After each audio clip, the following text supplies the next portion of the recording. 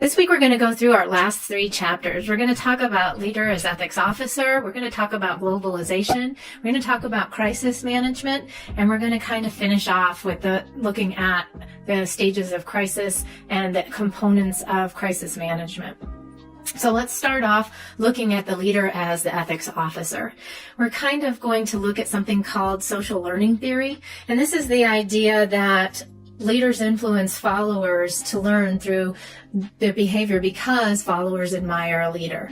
And so we learn, this is kind of a no-brainer again, we learn because of the admiration we have for others, and then we want to emulate their behavior.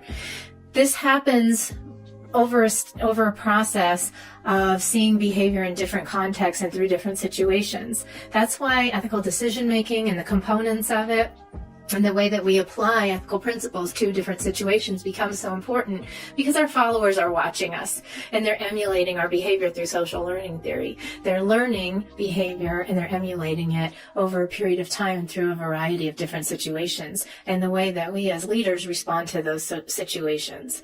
The other thing I wanted to talk about was this idea of leader categories in terms of ethics. We have our unethical leader, obviously, which means that they are habitually unethical, they deceive, they're irresponsible. But we also have a neutral or an ethically neutral leader. And this leader is really neither unethical or super ethical. They just kind of exist in that middle territory where they don't really take a stand either way. And that's something that I think almost by nature of being ethically neutral becomes unethical because they fail to take stances that they could take. However, some people feel that the ethical neutral leader continues to be just as they are, neutral, and therefore can't be judged harshly one way or the other. A hypocritical leader is seen as one who has a lack of integrity because they talk the talk but don't walk the walk. And so they may state that they are willing to do the right thing, they stand for this, they stand for that, but when the rubber meets the road, they do not stand for what they state they do. And the values that may be implied or clearly stated are not followed. Let's talk about ethical climates. Obviously, when we are part of an organization, we feel that we've kind of signed on to be part of a group or a tribe. And this is part of a culture. We even see culture as somewhat tribal in that we start to share customs and traditions, and we start to identify with our organizational cultures and even feel that we've signed on or joined something. Leaders become the ones who set the tone for this. And if they're ethical, this tone is very positive. And if they're unethical, like if you saw in The Wolf of Wall Street, and the decisions here can be based on selfish interests, they can be immoral and have less commitment from followers and from leaders, because this idea of being instrumental is that you're more interested in the ends than the means, and you become less focused on the process and decision making. It's kind of your pre-conventional morality, avoiding punishment and gaining reward, as opposed to looking at the altruistic, serving others, or becoming self-actualized and being the best that you can be. It's more in terms of, it's a very selfish and self-interested climate type. Everybody out for themselves, if you think about it that way. If you think about a caring climate, obviously you think about everybody looking out for each other and being other-minded. That's exactly what this climate would be if you were an ethics officer that fostered it. So a caring climate would be one where you emphasize concern for others. Law and order climates are kind of just what they sound like as well. They are driven by kind of external criteria, such as policies, procedures, codes of ethics, and codes of conduct. These would be ones that are very much driven by policy and very regulated. Rules climates are very similar. They're governed by policies that are more internal, however, as opposed to external. These would be your rules, procedures developed within the organization. An independent climate would give members a lot of latitude to make decisions and a lot of freedom. This can have its benefits, but it can also have its cons, because if you have a lot of latitude to make decisions, obviously things can be very arbitrary from one situation to the next. The signs of a healthy climate are that there's zero tolerance for unethical acts and destructive behaviors. These can include things like sexual harassment, incivility, acts of aggression and intolerance. things that have to do with discriminatory actions should not be tolerated. And as the ethics officer, you set that tone for an organization. If you create a hostile environment, others will think that's okay, and many times they'll follow that behavior. Again, it's social learning theory, right? So if we talk about integrity, clearly communicate expectations and follow them yourself. We want to enforce structure, and we want to do it consistently. Climate building tools that are accessible to leaders are things like core values, establishing them and following them, codes of ethics that are important for people to know about and follow. And then this idea of continuous ethical learning and having training and development where people are aware and buy into and follow what your values are, your mission, and the things that are important to you as a leader in the organization as a whole. Moving into some of the challenges of ethics within a global society are some of the shadows of globalization. And these are shadows that go beyond the individual leader shadows we talked about already. These are some of the same things we've talked about, but on a much larger scale. So when we talk about the global shadow of power, we're talking about how some nations have a lot more power than others and the possible abuses that they can some of the abuses of that power because they have so much more. Distribution of resources, wealth, and things like this have to do with this global shadow. Obviously, privilege is another one we've already talked about on a more individualistic basis, but in the global area, privilege becomes something of concern as well. Because if we think about the U.S., we have incredible privilege here. We consume more resources, we have access to more resources, and we definitely are a privileged nation, and we're very aware of that privilege on our position and our reputation on a global scale. The global shadow of mismanaged information is one that we talked about on a smaller scale, but if you think about it on a larger scale, which nations have access to information? Information on new outbreaks of disease, health, how to manage that disease, health information, education, and all of these things vary greatly on an international and global scale. So if some do not have access to that with the internet and things like that, we have a vast difference in how economies can grow and how societies can gain access to information in a timely manner, if at all. Let's think about misplaced and broken loyalties on a global scale. There's obviously exploitation that happens, and it happens with justification based on who needs what. And if we think about what one nation will do to another as their next door neighbors, we think about the Rwanda situation, we think about situations happening in Syria. We have some really serious civil wars. We have serious conflicts over resources. We have religious wars. We have a lot of misplaced and broken loyalties over all different types of things. And leaders could step in and obviously mitigate those situations and have incredible power and responsibility in lots of those situations. Even if we look at the United Nations, we look at the EU, things like that. So with the global shadow of irresponsibility, we just want to be mindful of our global leaders and their accountability and responsibility on this macro level and this large scale.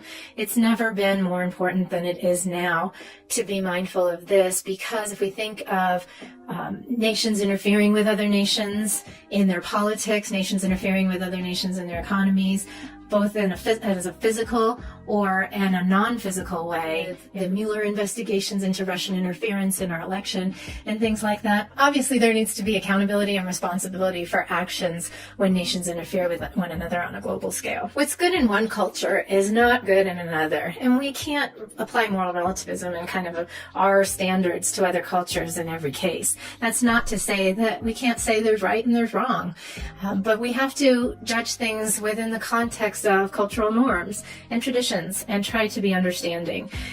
So let's think about how cultures pay attention to some things such as issues of bribery and copyright and some of those issues. It may be really interesting for us to just look through the lens of our Western perspective and say that's wrong, or we would never do that, or that's cheating, or that's stealing, that's not your property.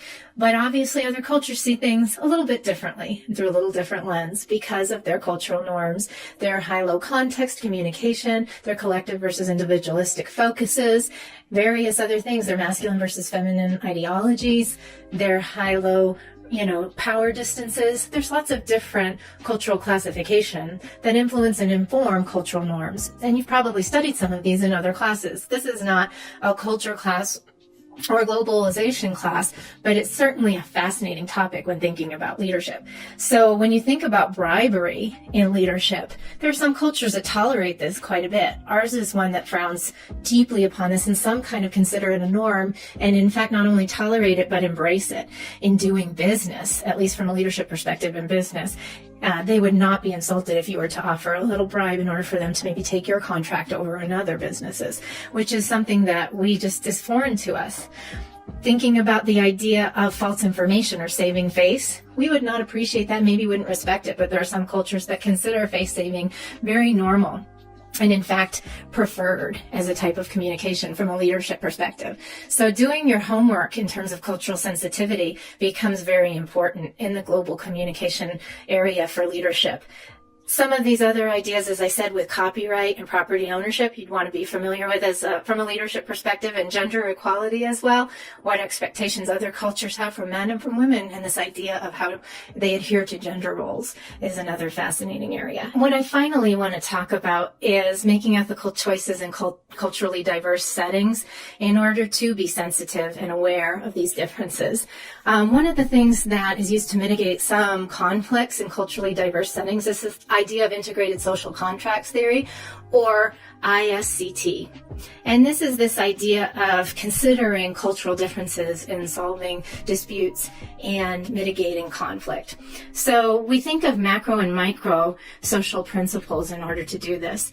And macro social principles are those that you think of guide those broader foundational principles of how large peoples and groups interact with one another.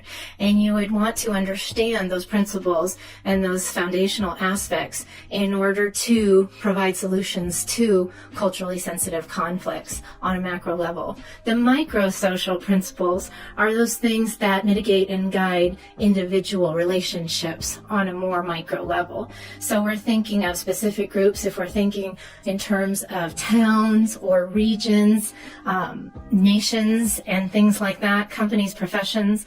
We're thinking of what contracts govern the way that they interact with one another, and how would you mitigate those conflicts according to the differences. If we were talking about bribery, we'd obviously want to understand in an organizational context how to mitigate a conflict if one culture was really offended because another offered them a bribe. You'd have to do your homework to find out what those social norms are on both the macro and micro level in order to try to come up with a manageable solution.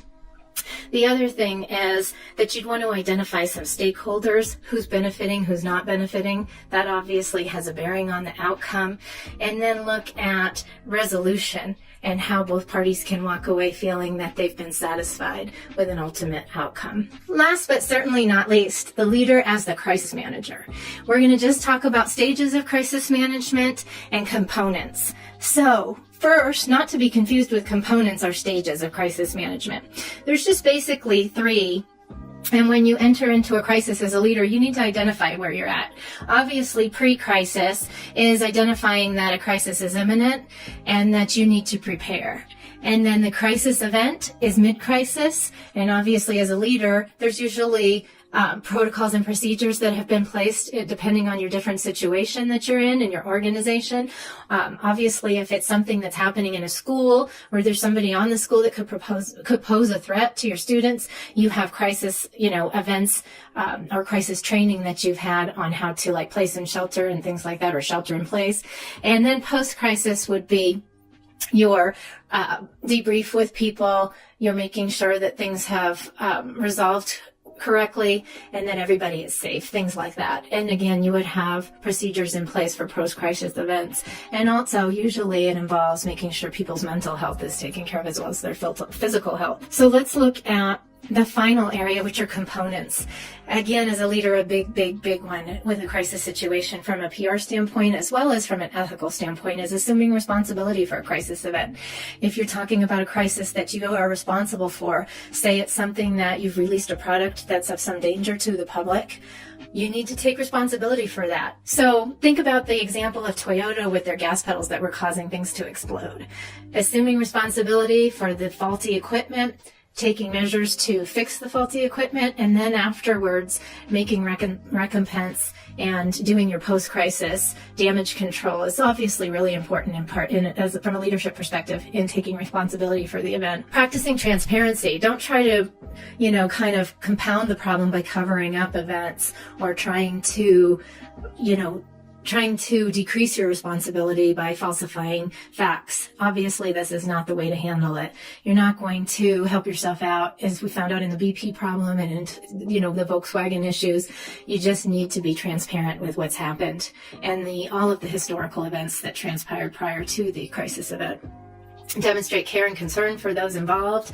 Lead from the head as well as the heart, again being a caring and kind leader, and then showing that strong moral foundation in terms of a post-conventional decision-making position where you're making sound decisions based on not just trying to avoid punishment, but trying to do what is absolutely the best thing under the circumstances. So those are the biggies in terms of the final chapter on crisis management that are the takeaways I want you to think about the most.